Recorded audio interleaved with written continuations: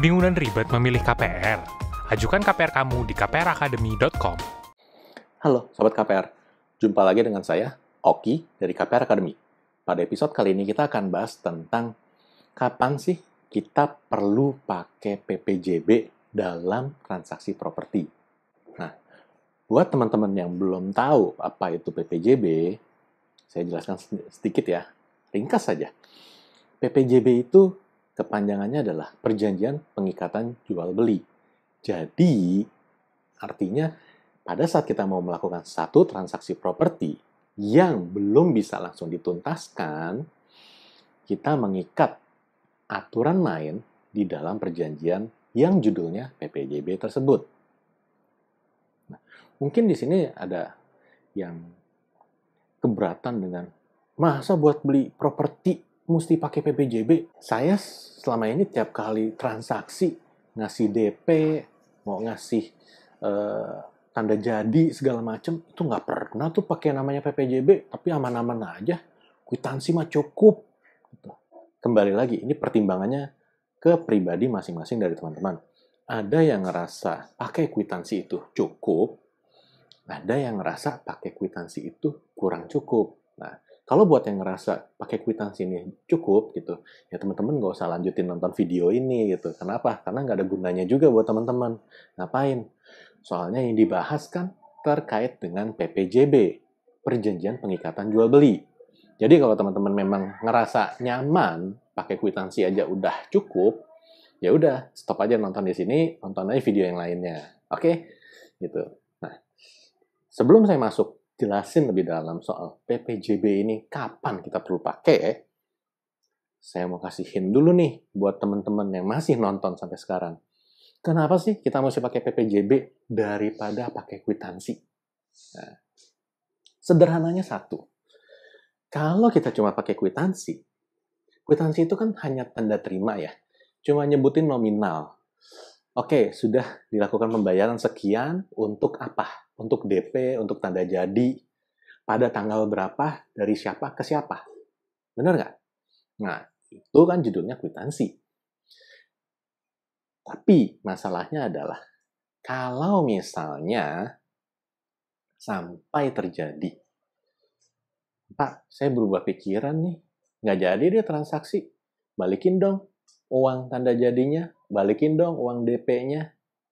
Nah, itu aturan mainnya ada di mana? Sudah dibicarakan belum sebelumnya? Kalau belum pernah dibicarakan, itu makin gawat. Tapi kalau sudah pernah dibicarakan, tapi salah satu pihak merasa, waduh, kalau kayak gini ceritanya, saya rugi dong.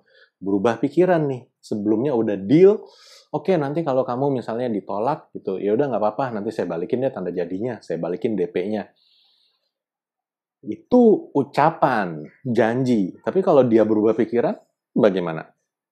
Emang ada ditulis tuh di kwitansi. Gitu. Oke, seandainya permohonan KPR-nya nanti ditolak, maka akan dikembalikan 100%. Bisa sih ditulis tuh di balik kwitansinya gitu kan, kecil-kecil aja gitu tulis. Kalau misalnya dia berubah pikiran, batal, nanti hangus berapa persen segala macam. Bisa di kwitansi, bisa. Tapi lazim nggak sih sebenarnya ditulis di kwitansi? Gitu. Nah, hal lainnya yang sebenarnya saya soroti di sini adalah, kalau di kwitansi kan cuma nyebut nama. Kalau kebetulan ada yang namanya sama, bagaimana? Nah, ya itu hanya hal-hal yang sederhana aja sih. Kalau di PPJB kan kita akan lebih rinci ya.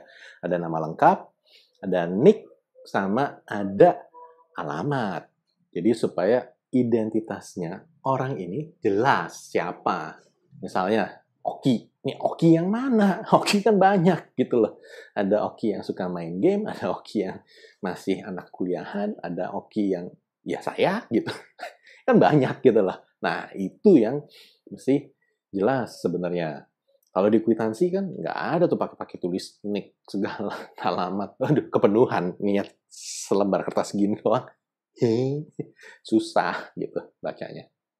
Nah, itulah sebabnya sangatlah disarankan menggunakan PPJB. Baik itu teman-teman sebagai pembeli maupun sebagai penjual. Kenapa? Karena biar jelas aja sih aturan mainnya seperti apa, tanggung jawab masing-masing pihak seperti apa, dan bila sampai terjadi perubahan skenario dari transaksi nggak jadi transaksi, nah ini konsekuensinya pada masing-masing seperti apa gitu. Karena kan masing-masing pihak pasti ada kerugian sendiri-sendiri gitu. Minimal rugi waktu, rugi tenaga. Nah, itu. Nah, terus kapan dong Pak baiknya kita pakai PPJB? Nah, minimal PPJB ini digunakan untuk 3 hal transaksi, 3 kondisi berikut ini. Yang pertama adalah, kalau rumah atau properti yang teman-teman beli itu belum selesai terbangun, belum terbangun sama sekali, atau masih dalam proses bangun. Jadi belum sampai kelihatan selesainya kapan nih. Nah, di PPJB tersebut, teman-teman bisa tegaskan kapan harus properti tersebut diselesaikan. Apalagi setelah dilunasi, dibayarkannya. Nah, itu kan mesti jelas. Jangan sampai terkatung-katung nanti. Kita udah bayar, rumah setengah jadi, terus developernya nggak lanjutin, beresin. Begitu kita nguber-nguber, gitu, kita cuma pakai bukti kwitansi. Ini kan saya udah bayar segini. Kalau developernya nakal nih, nakal dalam tanda petik ya. Kalau dibilang gini, itu kan buat di tanah. Udah bagus dikasih ada bangunan setengah di situ. Selesai. Nah, kamu mau ngomong apa? Emang ditulisin. Detil banget gitu. Ini untuk beli properti di sini, rumah saat ini setengah bangun. Nanti harus selesai dibangun. Kan repot ya nulis di kwitansi kayak begitu. Nah, itu contoh gitu. Contoh skenario yang pertama. Nah, skenario lainnya yang perlu pakai PPJB adalah kondisi sertifikatnya belum pecah. Rumah sih udah jadi. Sertifikatnya belum jadi. Sertifikatnya masih induk.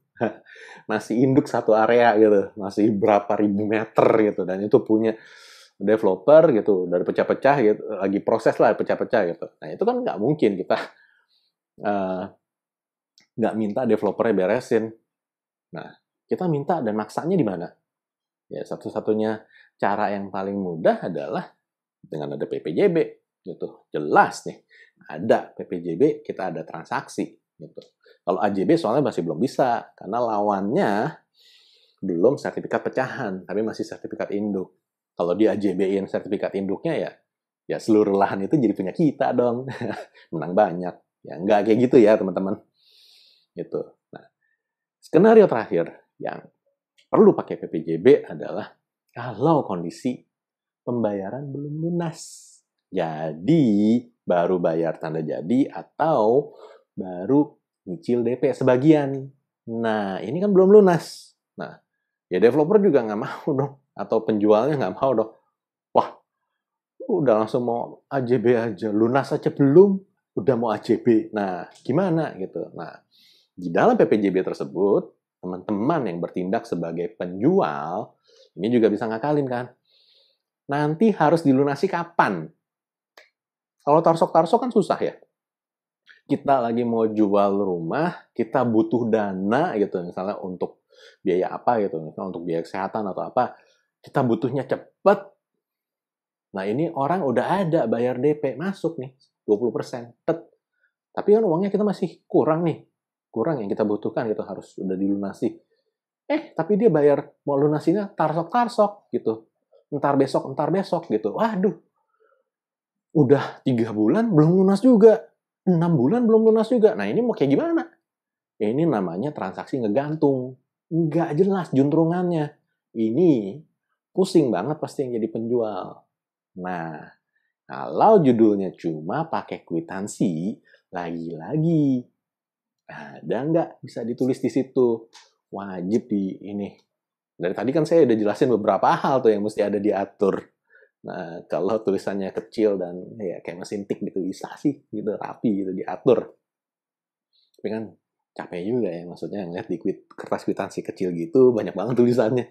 Jadi udah kayak ini aja formulir pengajuan buat kartu kredit yang ketentuannya banyak banget kecil-kecil gitu. Bacanya setengah mati. Nah, Jadi, lagi-lagi ya, biar sama-sama nyaman sih, pakai PPJB lah gitu. Jangan terlalu mikir, ya repot amat sih pakai PPJB gitu.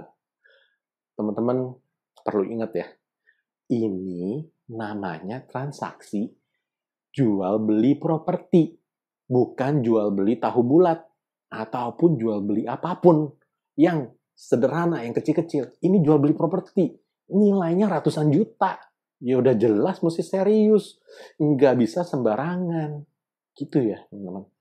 Jadi, tolong diingat, ini pentingnya menggunakan PPJB.